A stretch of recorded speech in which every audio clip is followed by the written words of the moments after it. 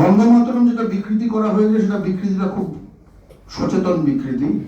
ঠিক যে জায়গাটা এই যে এই বন্দে মাতরমের যে মা, যে বাংলা মায়ের গান, এটা ঠিক আছে, সেটা তো যে জায়গাটা আপনি যদি গানটা পড়েন, সুজলাং সুফলাং শস্য শ্যামলাং, ঠিক আছে, সুজলা সুফলা মলয়জ, মানে ঠিক আছে, শীতলা, মেঘ বৃষ্টি শস্য ফুল, এইসবের কথা বলা হচ্ছে, এইসব রয়েছে। যে নিশ্চয় থর মরুভূমির কথা বলা হচ্ছে না, তাই না? এটা রাজস্থানের গল্প না, এটা বা গুজকচ্ছের রঙের কথা বলা হচ্ছে না, এটা বাংলার কথা বলা হচ্ছে। কিন্তু তবুও লোকে বলতে পারে এটা বাংলার কথা কেন, এটা তো আর কি যে কোনো একখানা হরিত একখানা জায়গার, একখানা সবুজ একখানা জায়গার নাম হতে পারে, মেঘালয় হতে পারে, মেঘালয় যেখানে খুব সবুজ সবুজ বৃষ্টি বৃষ্টি পড়ছে।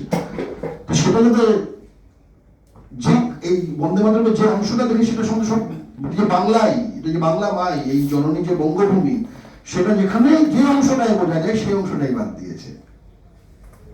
সপ্তকোটি মানে 1871 সালে ভারত তখন জনগণনা হতো ব্রিটিশ ভারতে, তখন বাংলার অবিভক্ত বাংলার জনসংখ্যা ছিল 7 কোটি, হিন্দু মুসলমান নিয়ে মাথায় রাখা দরকার।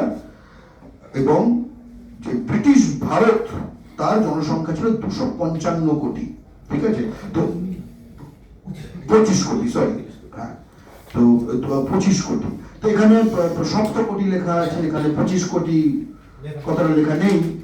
এবং বঙ্কিমচন্দ্র এসডিও ছিলেন, সাব ডিভিশনাল অফিসার, এখন যেটা আইএএস হলে হয়, উনি এই সেন্সাস প্রক্রিয়ার সঙ্গে যুক্ত ছিলেন ইনফ্যাক্ট, এটা মাথায় রাখতে হবে। ফলে উনি খুব কনসিয়াসলি এই শব্দগুলি ব্যবহার করছেন, আনন্দমঠের প্রেক্ষিতই তাই।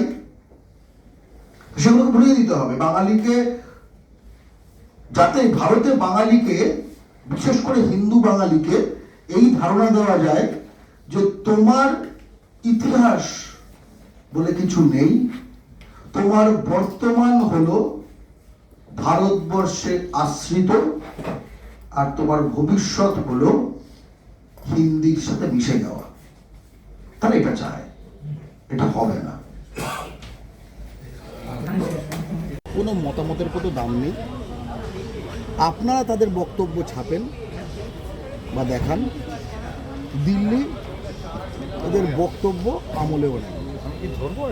এবং তারা যেহেতু ব্যক্তিগত স্বার্থান্বেষী জায়গা থেকে রাজনীতি করেন, এই যে এতগুলো কথা বলছেন, ঠিক আছে, উনি এটা অমিত শাহর সঙ্গে একটা মিটিং করে বলতে পারবেন? উত্তর হচ্ছে অমিত শাহকে মিটিং করার টাইমই দেবেন, এই তো সব ভ্যালু।